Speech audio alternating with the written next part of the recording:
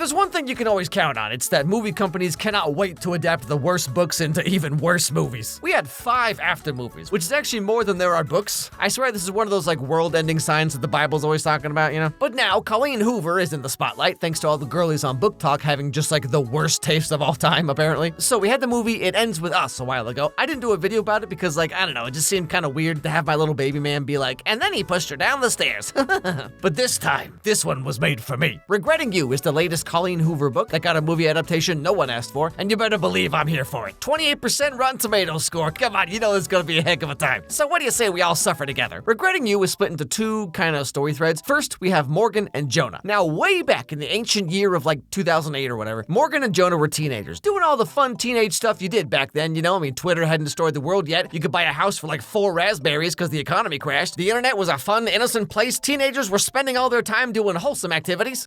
My sister has it in her head that tonight's the night for... Oh, no. I have no intention of doing that tonight. You have my word. I'm pregnant. Okay, well, brag about it. Dude, I smashed in high school. Me neither. It's Pepsi. Yeah. He didn't mean what he said. He's drunk, you know how he gets. Probably right. He's not. There's no version of you that's boring. You know, it's so funny how, like, back when you're this age, like, the worst thing you could ever do is be boring. But, like, now as an adult, like, the best weekend ever is one where you do nothing. You know what I'm saying? Hey, what are your plans for the long weekend? Frickin' nothing! So, Morgan is pregnant, and the dad is Chris, this guy she's dating who is totally, definitely in high school. Yep, I believe you. What? And Jonah is dating Morgan's sister Jenny. But, as you may have noticed, Morgan and Jonah kind of sort of have, like, a little thing for each other. But, well, you know, Morgan's preggo. So, looks like that's settled. We then skip ahead 17 years. Morgan has married Chris, and we're told very quickly that Jonah, like, disappeared after high school for several years and then just came back, like, pretty recently. Oh my God, just say it. You can't look at me like that and not say anything. My being here bothers you. You graduated and you dumped Jenny and you disappeared. You just left. You didn't give us any explanation where you were going, when we would hear from you next, nothing. I love how they just shoved this really important piece of information just right at the last second, you know, just quick, get it in there. Anyway, today's Morgan's birthday, so everyone's there doing all the birthday stuff, you know? Just waiting on Clara. She's supposed to be home by 5. Sure, rehearsal just ran late. Want a beer? No, no thank you. It's your birthday, relax. I know, I'm very relaxed. Jen? Yes, please, thank you. Pumping and dumping. What? Now, while this is happening, we cut over to Morgan's daughter, Clara. Clara is now 16, almost 17, and while she's driving back home from wherever she was, she sees a little something interesting.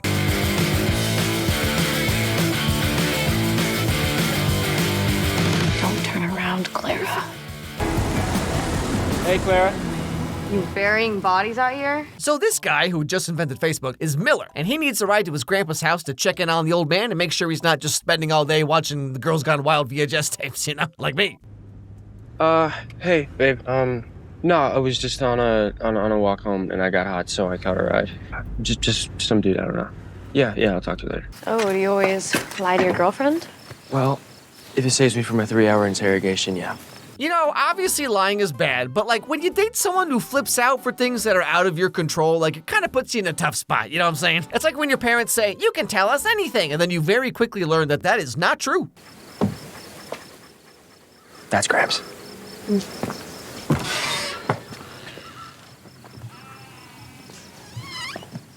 That's not Gramps, that's Mr. Krabs. You can't fool me. Anyway, so Clara and Miller get to talking for a little bit, and we find out that Clara wants to be an actor and go to drama school, and Miller wants to be a filmmaker and go to film school, because both of them are incredibly pretentious and annoying. I mean, hey, you want to see the final boss of theater, kids? Go watch any of those Wicked 2 interviews with Ariana and Cynthia. Pleasure spending time with you. It's been a pleasure getting to know you, and I hope you will be there for the rest of my life. I will be, and I hope you will be too, and it's been the privilege of my life.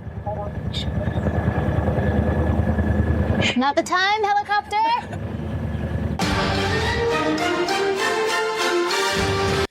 Like, what is even happening right now? Anyway, so on her way back home, Clara calls up her aunt, Morgan's sister, because that's how that works, you know, and tells her all about what just happened. OMG, OMG. Oh, hey, Claire Bear. Am I on speaker? No, of course not. Guess who just spent the last half hour with the coolest guy in school? Oh my God.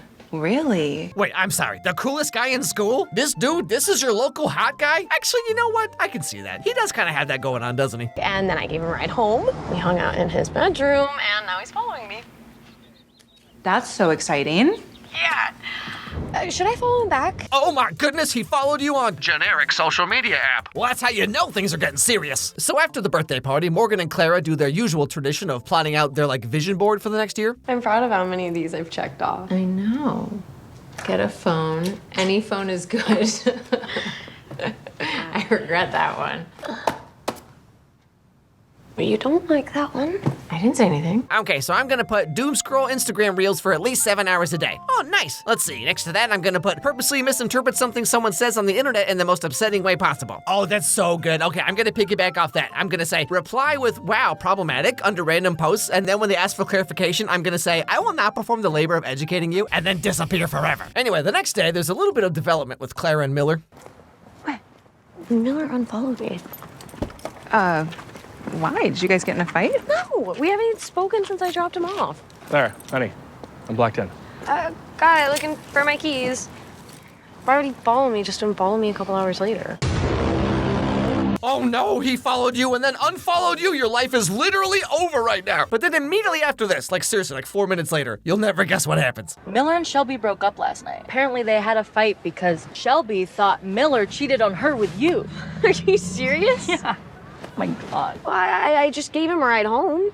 Uh-huh, right. Oh, that's why he unfollowed her, because his girlfriend was like, what's the meaning of this? And then he unfollowed her, but then they broke up anyway. Oh, to be 16 and just really freaking stupid. Now, later that day, Morgan gets a phone call that will change everything forever.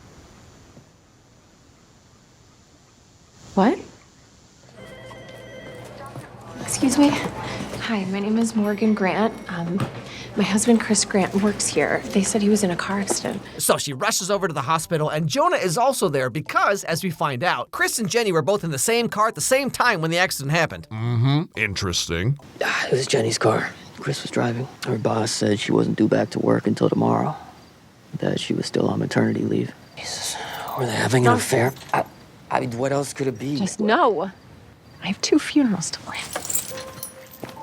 So later on at the funeral, Clara just can't take it anymore and she storms off. What do you know? Miller's there, because of course he is. And they just kind of ride off together. You know, Clara wants a nice quiet place to just get out of her head, man. I saw your photos on Instagram before the unfollow. You're really good. Thanks. Appreciate it. You know, now that you're single, you can always follow me again. Now that is the Gen Z pickup line of the millennia right there.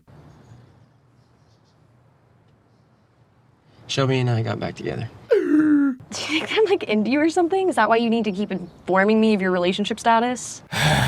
Okay, all right, okay. You know what? I see where it's going. Turn the movie off. I'm out. I'm done. I can't do this. Now, right in the middle of all this, Morgan shows up because she's rather perturbed about Clara just leaving in the middle of a funeral. And also she's hanging out with a boy. And so therefore she's grounded forever. So naturally we see her at the movie theater the next day where Miller also happens to work. You know, it must be so weird to live in a town that's 2 square miles with a population of 23. I mean, I grew up in a small town in Iowa and I didn't even run into people I knew this often. Can you imagine?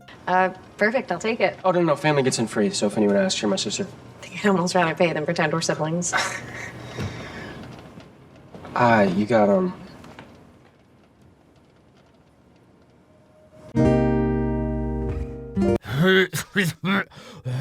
So Miller tries to hang out with her a little bit, but she's going through a lot right now, as you can imagine. I should probably get going. I'm sorry, did I say something wrong? No, just smiling feels wrong right now. Oh, that's just me every day, Clara. Okay, come on, you ain't special. Okay, so jumping back to Morgan and Jonah. Now, they've been suspecting that Chris and Jenny were up to some kind of shenanigans, but now they know for sure because they find Chris's car at a hotel and all of his and Jenny's stuff are still up in the room. So they were definitely doing something. And as you can imagine, Morgan takes this news very calmly.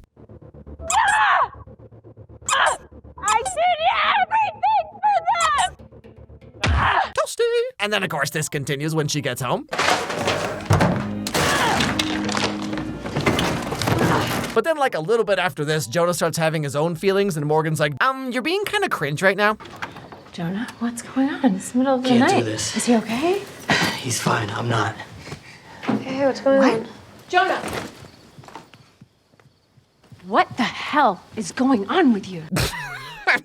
Just I'm sorry, did we all just forget what happened like 2 minutes ago? Like, Morgan just did all of this, and then it's like, hey, you know what? I'm also having some feelings too. Yo, hey, what the heck, man? Calm down, jeez. So Jonah's upset because he kind of sort of figures out that his kid is actually probably Chris's kid, and that's kind of a bummer. Now, cutting back over to Clara and Miller. So Miller and his girlfriend have gotten back together, because of course they did. But when Clara goes to spend some time at the local coffee shop, Miller is also there, because of course he is, and they get to talking a little bit.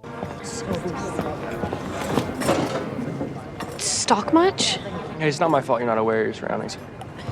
Look, I don't know how I feel about being your backup plan every time things go south with your girlfriend. I don't have a girlfriend. I broke up with her.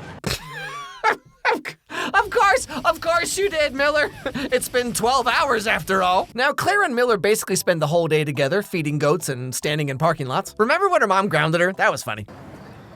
When you said you were my backup plan, I wanted to laugh. Because, if anything, Shelby was my backup plan to you. I'm sorry. What is happening? Since when is this? What? You've had 2 conversations and she's all you think about now? What do you mean? Look, the reason I broke up with Shelby is because when I went to sleep at night, I wasn't thinking about her. I was thinking about that pizza from a Goofy movie. I mean, come on, tell me that cheese pool wouldn't solve at least half your problems. But so now they're like a couple or whatever. Hey, watch that hand, Miller. I see what's going on there. You ain't slick. And of course, now they get to do all the fun couple stuff, like have mutual respect for each other and like be happy and stuff, Not that I would know. It looks like underwear. Go upstairs and put something over it. Just so you know, I am a virgin. Claire, my dude, you just make it out in the movie theater. Muppet Treasure Island's playing in the background, like nothing's gonna happen, okay? So while this is all going on, Morgan and Jonah get to talking about like feelings and stuff and how they both had big crushes on each other for years, but life got in the way. But now, they cheated and then died, so they kind of had it coming, you know what I'm saying? Wouldn't it be so funny if we just made out right now? I didn't know I was gonna do that. I had like a whole speech plan. No, I just...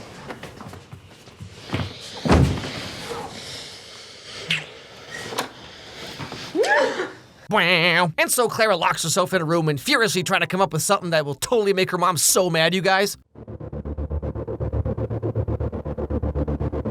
Come over after work. To your house? Yes, first window, left of the front door. Bring a condom. Well, okay, actually, I'm all out right now, but don't worry, I got plastic wrap and a couple rubber bands. We'll figure something out. And so he rushes over there and they do the devil's tango. Except things don't really go how either of them thought they would. My mom and Jonah, my dad and Aunt Jenny are dead and they're making out. I just don't know how long it's been going on or what's happening, and I'm confused and I'm just so... Yeah, nothing steams up the night faster than a classic mid-coital trauma dump. My dad and Aunt Jenny are dead and they're making out. I just don't know how long it's been going on or what's happening, and I'm confused. Now, the next day, Morgan walks in on them, and they're like, And so today is Clara's birthday. So Miller's also there, and they're all, like, celebrating, but obviously things are, like, more awkward than you could imagine. Mrs. Grant, thank you. Thank you, Miller. And thank you, Mr. Sullivan, for the recommendation letter. It means a lot. Of course. Yeah. You finished your short film? No, we've been too busy having sex. Yeah, so Clara's kind of having some feelings because the world is dumb and her mom is stupid and everything is stupid, suck dumb. Clara, Morgan. Yeah, this is one of those things that only white kids can get away with. The weirdest thing happened, though. Something about seeing you and Miller sleep in bed together just kind of knocked me off my game a little bit. We didn't sleep. No, we totally did. We slept so much. I mean, trust me, it was over like in 8 seconds, okay? She barely felt a thing. Clara. I know. It's inappropriate. Stop. Speaking of not appropriate, how long have you been boning your dead friend's wife? Well, this is fun. Now, Miller starts to see what's going on here, and he realizes that Clara's just kind of using him to get back at her mom, and really he's only there to be her emotional punching bag whenever she needs it. But he actually likes Clara, so he doesn't appreciate this very much. You weren't ready. Okay, we said prom and you wanted to get back at them. I promise I'm sorry, it wasn't personal. Exactly. The one thing that should have been most personal wasn't personal at all. Yeah, I was prepared to dunk on Miller because, it's one of these movies, you know what I'm saying? But actually, he's, the only level-headed person here. Now, the end of the movie is Morgan finally sits Clara down and, actually tells her what's really going on with the whole affair and everything. What aren't you telling me? I didn't want to tell you this because I would never want you to think less of them. They were having an affair. You didn't think to tell me that. I was trying to protect your memories of them. Yes, it's one of those movies, you know, the ones where everything could have been solved an hour and 20 minutes ago if everyone had just sat down and had one single honest adult conversation. But no, that's asking too much. Anyway, so the very, very end of the movie, Clara and Miller also kind of make up, and luckily she does not run into that sucker in his mouth, and then he's just... And so later on, Miller shows her a very interesting little short film he made.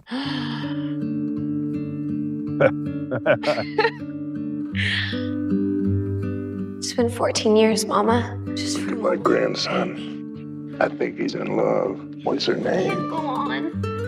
I never realized all that goes on in life. Yeah, so we find out that Miller has basically been stalking Clara for like years, I guess, or a long time at least. And like not just stalking her from afar, but also documenting it the whole time, filming himself, creepily staring at her and talking about how he wished he didn't have a girlfriend. Okay, so here's the thing, Clara Graham. You just drove by, and I know you saw me standing here. I do have a girlfriend, but all I think about is you, so... You know, I need to apologize to Miller's ex-girlfriend because, like, I was clowning on her before for being so insecure and psycho or whatever, but, like, turns out she was right the whole time. Why'd you follow this girl? Huh? What's really going on here? And then actually, psych, he's been obsessed with her for, like, years. Her feelings were completely correct this whole time. Anyway, so then Miller asked Clara to prom, and I assume this means yes. And now Morgan and Jonah decide to give it a try like they should have done all those years ago, and that's the end of the movie, barf. So, like, I guess to be totally honest here, like, there's really nothing, like, actively terrible about this movie. I mean, I'm talking like compared to like the After movies or like the Beautiful Disaster movies or stuff like that, right? It's just that this movie is so melodramatic and drawn out and so boring. Like this movie did not need to be 2 hours long. You could have cut out like half of those leaning against a wall, crying softly to myself scenes, and the movie would have been just fine. Also, like they make a whole big thing about how Miller wants to make movies and Claire wants to be an actor, but like those things hardly have anything to do with the actual movie itself. Miller works in a movie theater, which is a very normal job for anyone, and Clara does drama club stuff like completely off screen the whole time. And just like nothing in the movie has anything to do with the only character traits that we learn about them. For example, let's say that Miller wants to make a short film, but his girlfriend thinks that this is all like cringe and immature, whatever. But then he meets Clara, who wants to be an actor, and so she's like, heck yeah, I'll be in your short film. And then Miller kind of falls in love with her because, you know, it's like a girl who understands me and supports my dreams. Whoa! Like that at least would kind of make sense, you know what I mean? But hey, it's definitely a Colleen Hoover movie. You know, it's good to be back doing just trash rom-coms. You know, I do try to cover a variety of movies. You know, I did Frankenstein, and I've done, you know, Mrs. Doubtfire, and I've done the Kim Kardashian show, whatever. But like, just going back to the roots, you know, going back to just cheesy rom-coms that don't even make sense and aren't even good. Like, there's just something about that. You can't replace that, you know? There's a beauty in the absolute chaotic trash that it's just sitting there waiting for you. You know what I'm saying? Same with like Riverdale, same with any of that stuff. It's like, we all know it's garbage, but it's our garbage. You know what I'm saying? But yeah, you know, I haven't read any Colleen Hoover books, and like I said in the video, I didn't do a video about It Ends With Us. And this is a very different story than that from what I can gather. But you know, I don't know why the girlies on Book Talk love these Colleen Hoover books so much, but I guess I've never written a book, so what do I know? I thought about writing a book before. Maybe at some point I could like write a book or something. I don't think anyone would care. It probably wouldn't even be that good, honestly. Anyway, thank you, members, for watching the videos. Thanks for always being there and supporting me. As I say, I know I say it every time, but I mean it every time, which is like, you guys make a big difference to me. Having this security of just like this small but very like, you know, vocal, strong group of people who got my back, like, you know, that really means a lot. It means I can work on these videos and I can just make these videos that you guys want and we can all just have a good time together. It's great, you know. It takes a lot of stress off the old shoulders, especially with YouTube being how it is. You know, I'm sure you've seen a lot of YouTubers of size. You know, videos aren't quite hitting like they used to for like everybody. So it's I appreciate you a lot. Anyway, thank you for watching. See you in the next one.